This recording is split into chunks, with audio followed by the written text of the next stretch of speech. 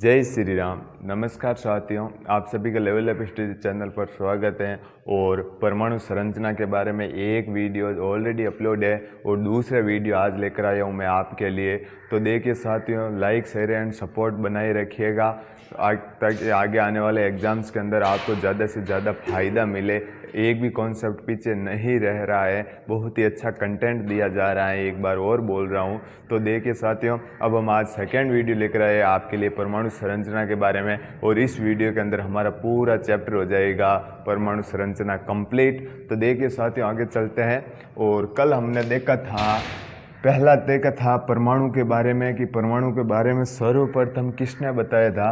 तो परमाणु के बारे में सर्वप्रथम भारत के महान ऋषि महर्षि कणाद ने बताया था कि किसी भी पदार्थ की सबसे सूक्ष्मतम इकाई, संगठित इकाई परमाणु है।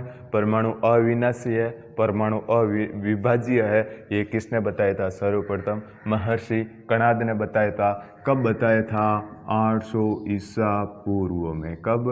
800 ईसा पूर्व में बता दिया था। और इसके बाद इन्होंने कुछ भी लिखित रूप नहीं दिया था। और इनके बाद में आए थे जॉन डाल्टन। कौन आए थे? John Dalton. जॉन डाल्टन ने कब आए थे? जॉन डाल्टन आए थे 1808 के अंदर और ईस्वी में, ठीक है। और इन्होंने क्या दिया था? कल पढ़ा था। कल क्या दिया था इन्होंने? आधुनिक परमाणु सिद्धांत। अगर पूछ ले कि आधुनिक परमाणु सिद्धांत किसने दिया, तो आप महर्षि कणाद न करके आप करेंगे जॉन डाल्टन, ठीक है। और इन्होंने क्या क्या कहा था कि परमाणु और परमाणु मिलकर किसका निर्माण करते हैं? परमाणु यौगिक का निर्माण करते हैं। किसका निर्माण करते हैं? परमाणु यौगिक का। और इन्होंने क्या कहा था? परमाणु अविनाशी है, परमाणु अविभाज्य है, और अणु शब्द इन्होंने यूज लिया था। परमाणु मिलकर किसका निर्माण करता है? अणु का।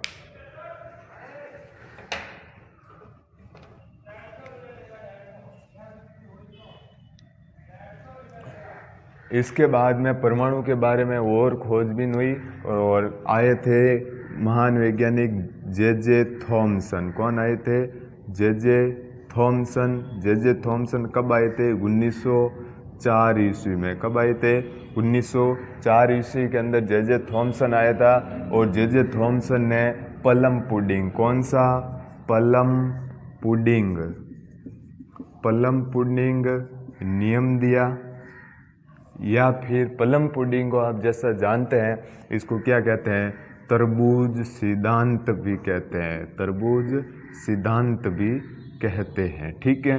तरबूज सिद्धांत इसने कैसे दिया वो समझता है। इन दोनों के बारे में तो कल के वीडियो में हमने समझ लिया था, लास्ट वीडियो में। अब हम इनके बारे में समझते हैं जे थॉमसन ने क्या किया था। जैसा कि आप सभी को पता ही होगा, कोई भी तरबूज होता है, तरबूज के अंदर दो चीज़ें होती है। एक तो तरबूज के अंदर क्या होते हैं?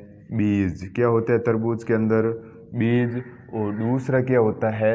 जो लाल भाग होता है खाने योग्य, वो लाल भाग होता है। और जो ये बीज होते हैं, इन बीज को इसने क्या कहा था कि ये जो बीज हैं, ये बीज हैं जो ऋणावेश है। बीज है जो क्या है?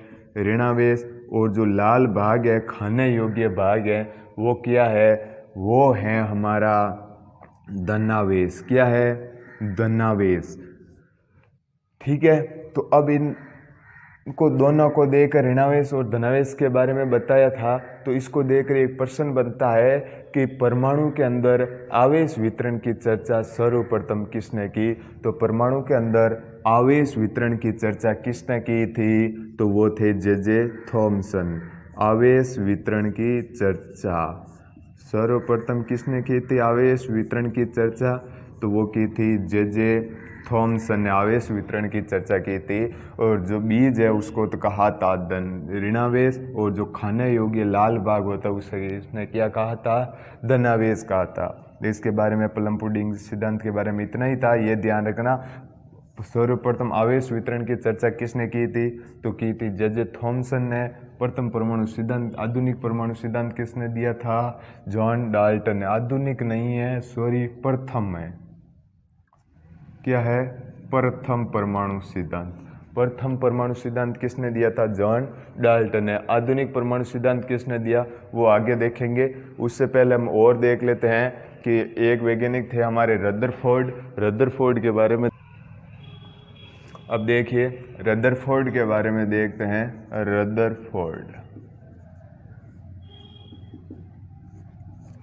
रदरफोर्ड ने क्या करा था परमाणु के बारे में?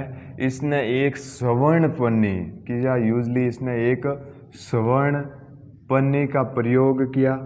तो स्वर्ण पन्नी का प्रयोग किसने किया? पूछ ले तो किसने किया था? रदरफोर्ड ने किया था।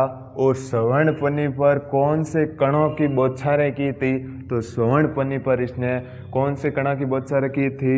अल्फा कणों की। अल्फा कणों की। और अल्फा कण होते क्या है? द्विआवेशित हीलियम। क्या था? द्विआवेशित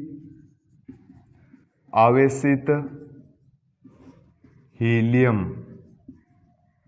द्विआवेशित हीलियम कैसे? हीलियम का परमाणु क्रमांक कितना होता है? 2 और परमाणु द्रव्यमान कितना होता है? 4। तो ये इसी प्रकार के इन कणों की क्या था? प्रयोग किया था। और स्वर्ण पन्नी पर अल्फा कणों की क्या की थी? बौछारें की थी। अब बौछारें किस प्रकार से की थी वो देखते हैं।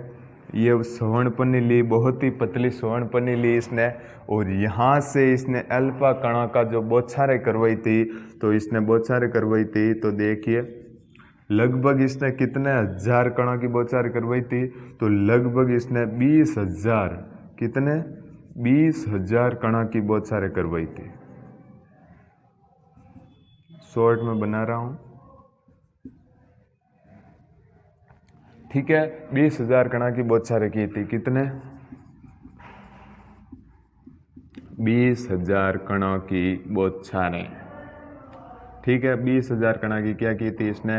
बौछारें की थी। तो 20,000 कणों में से इसने देखा कि 20,000 में से एक कण जहां से उसने प्रकीर्णित किया उसी दिशा में वापस क्या आया? लौट आया। जिस दिशा में वो कण गया उसी दिशा में वापस क्या आया? लौट आया। तो इसने कहा क्यों आया? तो क्या होता है, जो समान प्रकृति के आवेश होते हैं एक तो, और दूसरे होते हैं विपरीत प्रकृति के आवेश। तो समान प्रकृति के आवेश सदैव ही क्या होते हैं? आपस में समान प्रकृति के आवेश सदैव ही आपस में क्या होते हैं? प्रतिकर्षित होते हैं। क्या होते हैं? प्रतिकर्षित होते हैं। और विपरीत प्रकृति के आवेश सदैव ही क्या होते हैं? आपस में आकर्षित होते हैं। ठीक है, ये ध्यान रखना, आप सभी को वैसे पता ही है। तो इसने जो अल्फा कण लिया था वो किस प्रकार का था? धनावेश था। तो इसने कहा कि मैंने धनावेश लिया। धनावेश कण एक किसी धनावेश कण से ही टकरा कर वापस आएगा। इसका मतलब वो क्या हुआ? समान कण से टकरा रहा है और प्रतिकर्षित हो रहा है। तो इसने क्या कहा कि किसी भी परमाणु के केंद्र में धनावेश पाया जाता है। क्या पाया जाता है? धनावेश पाया जाता है। ठीक है, धनावेश पाया जाता है। और इसने क्या कहा? धनावेशित भाग को नाभिक कहा। क्या कहा? नाभिक कहा। तो यहाँ पर यहीं से पता चलता है तो प्रोटॉन होते हैं पॉजिटिव, उसकी खोज किसने की थी? रदरफोर्ड ने। नाम किसने दिया था? गोल्डस्टीन ने आगे चलकर नाम दिया था। ये तो हो गया। अब इसने क्या कहा था? और इसकी एक कमी थी। इसने कहा कि परमाणु का जो केंद्र भाग होता है, नाभिक होता है, वो धनावेश होता है, और जो इलेक्ट्रॉन होते हैं इसके चारों ओर चक्कर लगाते हैं। इसने क्या कहा था कि इलेक्ट्रॉन होते हैं वो नाभिक के चारों ओर जो होते हैं वो क्या करते हैं? चक्कर लगाते हैं। तो चक्कर लगाने का मतलब क्या हुआ कि यह एक इसकी मुख्य कमी थी। इसने इतना ही बताया था कि चक्कर लगा रहा है। चक्कर लगाने का ये मतलब हुआ कि अगर इसी दिशा में इसी प्रकार से चक्कर लगाएगा इलेक्ट्रॉन, तो एक समय ऐसा आएगा कि इलेक्ट्रॉनों की जो ऊर्जा होगी वो नष्ट हो जाएगी। ऊर्जा नष्ट होने से इलेक्ट्रॉन ही क्या हो जाएंगे? नष्ट हो जाएंगे। तो यह बात क्या हुई थी? गलत सिद्ध हुई थी कि इलेक्ट्रॉन है जो नाभिक के चारों ओर चक्कर नहीं लगाते हैं। ठीक है, यह इसके मतलब परमाणु के स्थायित्व की व्याख्या नहीं कर पाया। अगर इसके चारों ओर इलेक्ट्रॉन चक्कर लगा रहे हैं तो परमाणु का स्थायित्व नहीं है, परमाणु क्या हो जाएगा, नष्ट हो जाएगा। तो इसने क्या कहा, इसकी कमी क्या थी, इसकी एक ही कमी थी, परमाणु के स्थायित्व की व्याख्या नहीं कर पाया। परमाणु के स्थायित्व की व्याख्या नहीं कर पाया। कौन? रदरफोर्ड। ये तो पता होगा, चल गया सभी को। यही है रदरफोर्ड के बारे में इंपॉर्टेंट पर्सन। लगभग 20,000 कणा की बौछारें की थी, अल्फा कणा की बौछारें की थी, स्वर्णपनी का प्रयोग किया था।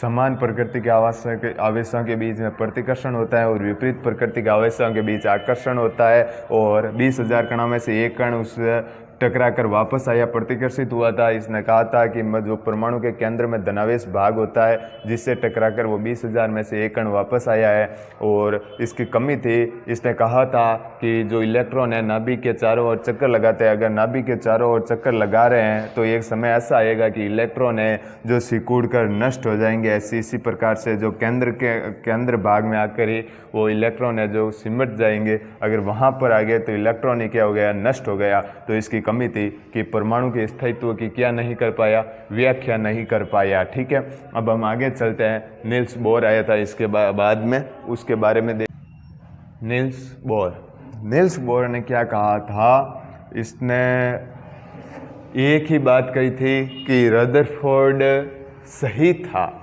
रदरफोर्ड क्या था, सही था। उसकी जो कमी थी, क्या कमी थी, वो परमाणु के स्थायित्व की व्याख्या नहीं कर पाया। तो इसने ऊपर रदरफोर्ड ने बताया था कि जो इलेक्ट्रॉन है वो नाभिक के चारों ओर क्या लगा रहे हैं, चक्कर लगा रहे हैं। तो इसने क्या कहा, हाँ चक्कर तो लगा रहे हैं, लेकिन क्या एक निश्चित कक्षा में चक्कर लगा रहे हैं। किसके अंदर? एक निश्चित कक्षा में चक्कर लगाते हैं। कौन? इलेक्ट्रॉन एक निश्चित कक्षा में चक्कर लगाते हैं। तो इसका मतलब सर्वप्रथम कोश या फिर कक्षा के बारे में किस वैज्ञानिक ने बताया था? कोश या कक्षा के बारे में सर्वप्रथम किसने बताया था? तो वो था नील्स बोर। कक्षा या कोश के बारे में बताया था। इसने कहा था कि हाँ इलेक्ट्रॉन है जो नाभिक के चारों ओर चक्कर तो लगाते हैं, वहाँ पर तो सही है था रदरफोर्ड। लेकिन नील्स बोर ने क्या कहा, हाँ चक्कर तो लगाते हैं लेकिन एक निश्चित कक्षा के अंदर चक्कर लगाते हैं। निश्चित कक्षा के अंदर चक्कर लगाएंगे तो आपको पता होगा, फिजिक्स के अंदर मेरा वीडियो देखा होगा तो आपने ये तो देखा ही होगा कि वर्तीय पथ पर किया गया कार्य क्या होता है? 0, 0। क्या होता है? 0, 0। वर्तीय पथ पर किया गया कार्य कितना होता है? 0, 0 होता है। कैसे? तो आप सभी के यही होता है, W बराबर क्या होता है? F/s। ये होता है कार्य बराबर बल इंटू विस्थापन।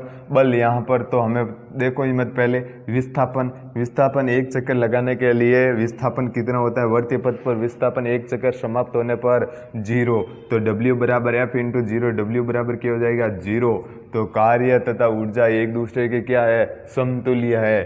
तो क्या हुआ? ऊर्जा भी 0 नष्ट होगी, ऊर्जा भी नष्ट नहीं होगी। ऊर्जा नष्ट नहीं होगी तो एक निश्चित कक्षा के अंदर चक्कर लगा रहे हैं। तो इसका मतलब नील्स बोर ने परमाणु के स्थायित्व की व्याख्या कर दी। तो परमाणु के स्थायित्व की व्याख्या किसने की? परमाणु के स्थायित्व की व्याख्या की। परमाणु के स्थायित्व की व्याख्या किसने कर दी? नील्स बोर ने। और इसने कक्षा के बारे में बताया था, जो नाभिक के पास वाली कक्षा है उसे इसने कहा KLMN। इसने इसको नाम दे दिया। और एक कक्षा के अंदर अधिकतम इलेक्ट्रॉनों की संख्या अधिकतम इलेक्ट्रॉनों की संख्या कितनी भरी जा सकती है, इसके बारे में इसने एक फॉर्मूला दिया था 2n²। क्या ना दिया था? 2n²। तो यहाँ पर n बराबर 1 रखा, तो n 1 का स्क्वायर 1, तो 1 का स्क्वायर 1 गुणा 2 कितना हुआ? 2। तो k के अंदर अधिकतम इलेक्ट्रॉनों की संख्या कितनी भरी जा सकती है? 2। n बराबर 2 रखा, तो 2 का स्क्वायर 4, 4 दूनी 8। तो l के अंदर इलेक्ट्रॉनों की संख्या अधिकतम 8। फिर आया था m 3 का स्क्वायर 9, 9 दूनी 18, तो वे 18। और n के अंदर अधिकतम इलेक्ट्रॉनों की संख्या 4, 4 16, 16 दूने 32, तो कितने हुए? 2, 8, 18, 32। ये अधिकतम इलेक्ट्रॉन हम भर सकते हैं किसी कोश के अंदर। ये था, इसके बारे में आया था एक सोमरफील्ड। कौन आया था? सोमरफील्ड। सोमरफील्ड ने क्या कहा था? हाँ, परमाणु एक के जो होते हैं, परमाणु के अंदर कोश या कक्षक तो होते ही हैं, लेकिन इसने कहा कि कोश या कक्षक के अंदर, कोश या कक्षक के अंदर क्या होते हैं? उपकोश होते हैं। क्या होते हैं? उपकोश होते हैं। और उपकोश कितने होते हैं? इसने 4 उपकोशों के बारे में बताया था। जनरल साइंस के अंदर इतना ही पढ़ेंगे। 4 उपकोश थे। कौन कौन से?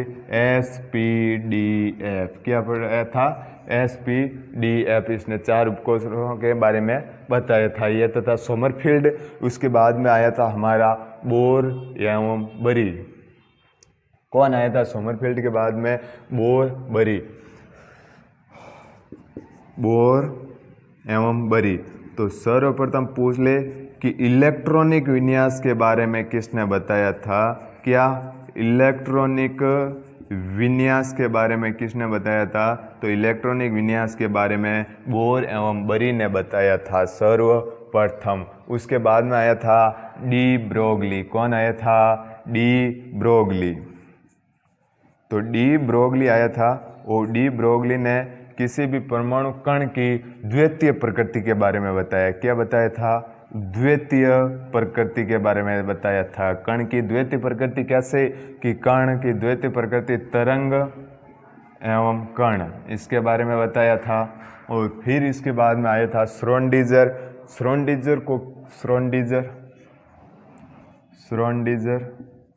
श्रोडिंगर ने आधुनिक परमाणु सिद्धांत दिया था। मैंने उस समय वो जॉन डाल्टन के अंदर आधुनिक लिख दिया था। जॉन डाल्टन ने प्रथम परमाणु सिद्धांत दिया था, और आधुनिक परमाणु सिद्धांत किसने दिया? श्रोडिंगर ने आधुनिक परमाणु सिद्धांत दिया था। और आधुनिक परमाणु सिद्धांत के जो मुख्य था, उसने तरंग को आधार मानकर दिया था। किसको?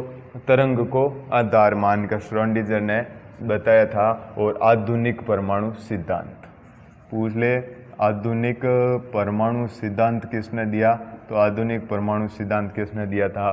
श्रोडिंगर ने आधुनिक परमाणु सिद्धांत दिया था। देखिए साथियों, यहीं पर होता है हमारा चैप्टर कंप्लीट। पूरा चैप्टर कंप्लीट हो गया। इस चैप्टर के बारे में हमने सर्वप्रथम परमाणु के बारे में देखा था कि परमाणु के बारे में सर्वप्रथम किसने बताया था। उसके बाद में कौन सा वैज्ञानिक आया था? परमाणु किन मूल कणों में से, परमाणु किन तीन मूल कणों से मिलकर बना होता है, और उनके द्रव्यमान के बारे में चर्चा की, उनके आवेशों के बारे में चर्चा की, इन खोज किसने की, नाम किसने दी, इसके बारे में चर्चा की थी। और यहीं से इम्पोर्टेंट क्वेश्चन बनते हैं। तो आराम से देखिएगा वीडियो, और कमेंट बॉक्स में अपना सुझाव अवश्य दीजिएगा। जय हिंद साथियों।